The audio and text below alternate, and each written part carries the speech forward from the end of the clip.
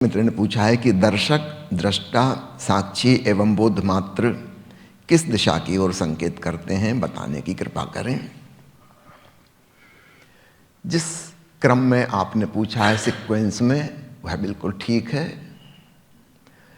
दर्शक का अर्थ होता है हम बाहर के किसी दृश्य को देख रहे हैं, हम उसके दर्शक हुए। आप फिल्म देखने गए टाकीज में, पर्दे पे कहानी चल रही है, आप दर्शक हैं, उसके देखने वाले हैं। तो दर्शन तो हमारी एक इंद्रिय आँख की क्रिया है। तो चूंकि हमारी आँख ही सबसे ज़्यादा उपयोग में आती है अन्य इंद्रियों की तुलना में, इसलिए दर्शक। अन्यथा हमें कहना चाहिए ज्ञाता, जानने वाला, क्योंकि अन्य इंद्रियों से भी हम जानते हैं। कान से सुनते हैं, हाथों से छूते हैं, नाक से गंध लेते, जीभ से स्वाद लेते, तो समस्त इंद्रियां। लेकिन चूंकि आंख प्रमुख है, इसलिए दर्शक कहने से काम चल जाता है। भावार्थ यह है कि इंद्रियों के द्वारा हम जो ज्ञान प्राप्त कर रहे हैं, और जब आप फिल्म देख रहे हैं तो फिल्म की कहानी में आप उलझ गए। आप वहां कहानी में किसी पात्र से अपना तादात्म्य कर बैठे। अगर उस पात्र के साथ कुछ दुर्घटना घटेगी तो आप दुखी हो जाएंगे। आपने एक आइडेंटिफिकेशन बना लिया। ये दर्शक की स्थिति है। वो जो देख रहा है, सुन रहा है, उसके साथ वो जुड़ जाता है, अपने आप को एक महसूस करने लगता है, भूल ही जाता है कि मैं अलग थलग हूं। अब हम दूसरे शब्द पे आते हैं, दृष्टा भाव। यहां से आध्यात्मिक साधना की, ध्यान की शुरुआत होती है। दृष्टा का अर्थ है कि जो मैं देख रहा हूं उसका जो परिणाम मुझ पे हो रहा है, मेरे साइकोसोमेटिक कॉम्प्लेक्स पर, मन पर, तन पर, हृदय पर, उन परिणामों को भी मैं देखूं। ठीक है, बाहर का दृश्य को तो मैं जान ही रहा हूं। अगर मेरे मन में खुशी हो रही है, या उदासी आ गई है, या आंखों में आंसू आ गए हैं, मैं इसको भी जानूं। मैं दृश्य से प्रभावित हो रहा हूं, उस प्रभाव को भी अगर मैं देखने लगा तो मैं दृष्टा बना। ध्यान का पहला कदम उठा, अपनी तरफ नजर आनी शुरू हुई। फिर थोड़े और आगे बढ़े, दृष्टा के भी दृष्टा हुए, उसका नाम है साक्षी।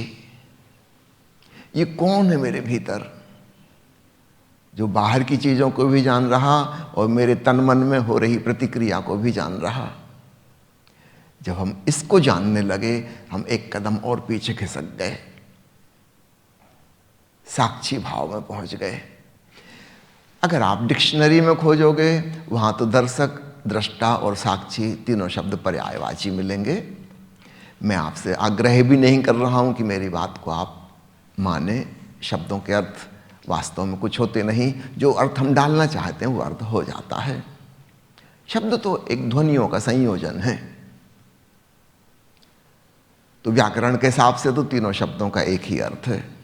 लेकिन ध्यान की दिशा कैसे समझाएं, तो हमें कुछ नए भावार्थ, कुछ नए रंग उसमें जोड़ने पड़ेंगे। तो जरूरी नहीं कि आप यही शब्द इस्तेमाल करें, आप कुछ और कह सकते हैं। मूल बात पकड़ लीजिए।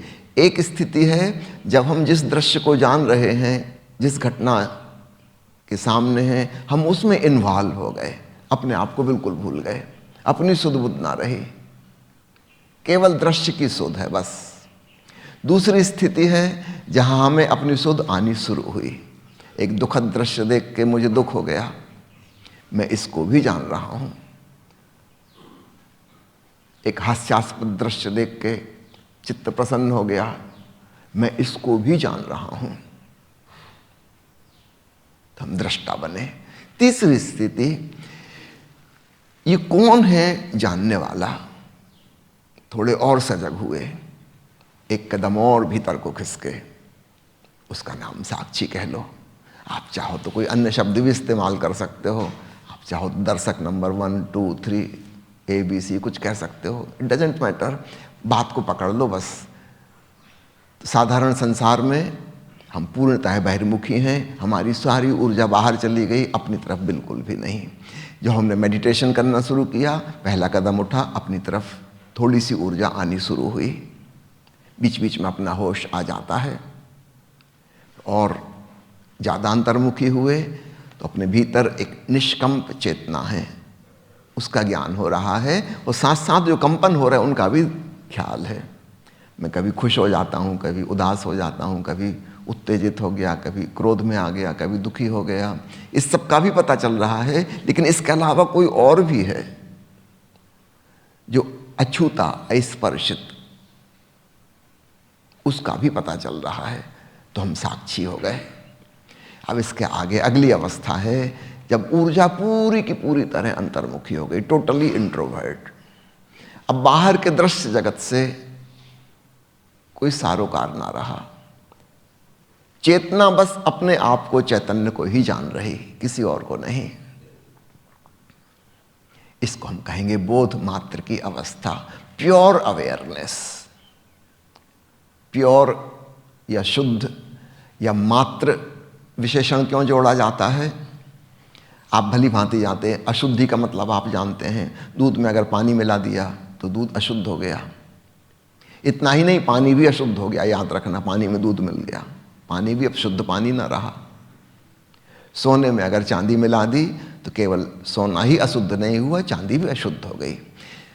शुद्धि का मतलब है कोई चीज अपने आप में सिर्फ अकेली। जैसे कोई विजातीय तत्व आके उसमें मिला, वो अशुद्ध हो गई। लोहे में अगर सोना मिला दिया तो लोहा अशुद्ध हो गया। कोई भी चीज, लोहा अपने आप में शुद्ध है, सोना अपने आप में शुद्ध है, लेकिन मिल जाने पर अशुद्ध हो जाएंगे। तो आप सब समझ गए अशुद्धि का मतलब। अब शुद्धि को समझना बड़ा आसान है। चेतना बस चैतन्य है, कुछ और नहीं। बाहर का कोई दृश्य नहीं, उसका कोई प्रभाव नहीं, कुछ भी नहीं। शुद्ध चैतन्य अपने आप में रमा हुआ। आत्मरमण की यह अवस्था बोध मात्र की अवस्था है, शुद्ध बोध की अवस्था है। तो आपने जो चारों बातें पूछी हैं आपस में जुड़ी हुई हैं। दर्शक से शुरू करो, दृष्टा का पहला कदम उठाओ, साक्षी का दूसरा कदम उठाओ, और तीसरा कदम बोध मात्र में स्थित हो जाओ।